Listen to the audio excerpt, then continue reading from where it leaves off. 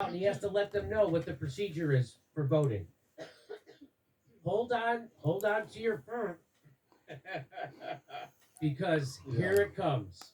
Get ready to meet the moment. Get ready to meet this moment.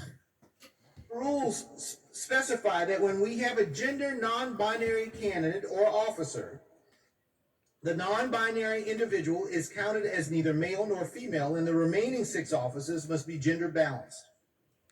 With the results of the previous 4 elections, our elected officers are currently 2 male and 2 female. In order to be gender balanced, we must take charge of your health with the #1 doctor. We must elect 1 male, 1 female, and 1 person of any gender. So again, this is what we have to do for this vice chair race. We have to elect 1 male, 1 female, and 1 person of any gender.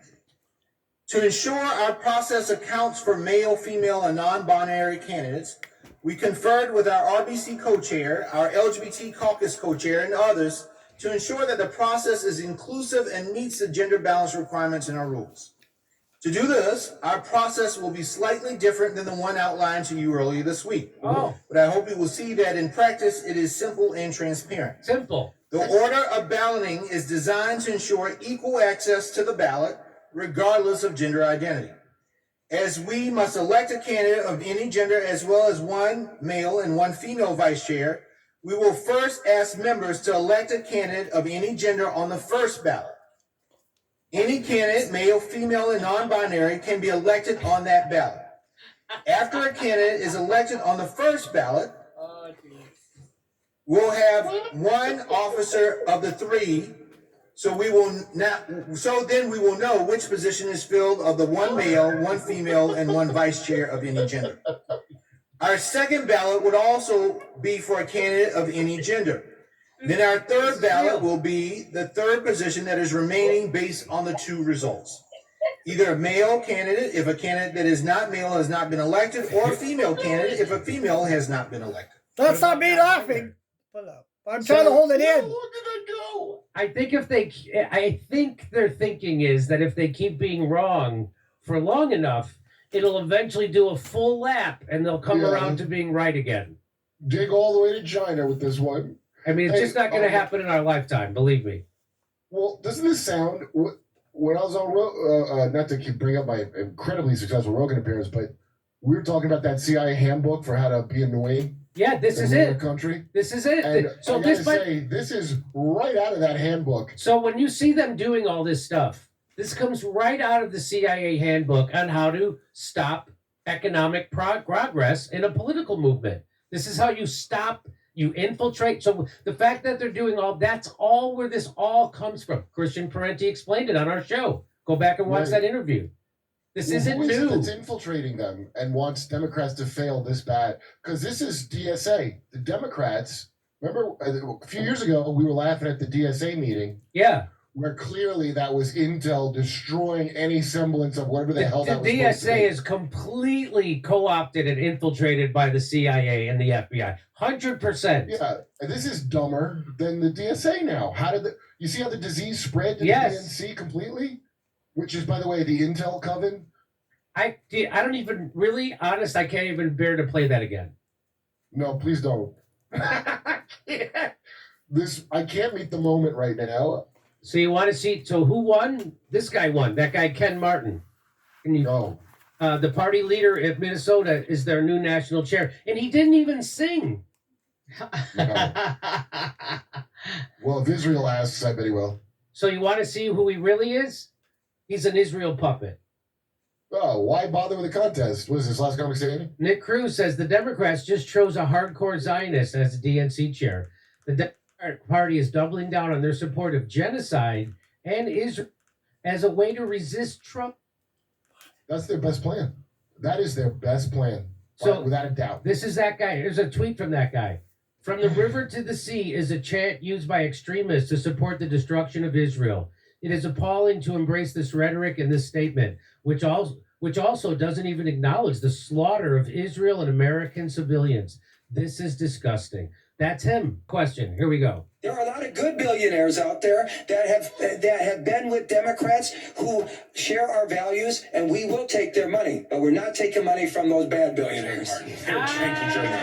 Oh, Boy. oh, wow. You're not taking money from the bad ones, just the good Just ones. the good billionaires. Like George Soros. Just the good. He's just going to take the good billionaire money, you guys. Just the good billionaire money. Isn't that amazing? Yeah. Is anybody, people that are mad at Trump, like, I mean, I guess it's never going to happen, but do you ever go, like, how in the hell did you get here? Do you think it's because you didn't go hard enough with the pronoun thing? Do you think that maybe was the problem? I thought Trump was going to go to prison, and now he's in office and destroying all your stupid crap that you love. Like, you don't look at it and go, how could this have happened? Is it my fault? So they're embracing billionaires,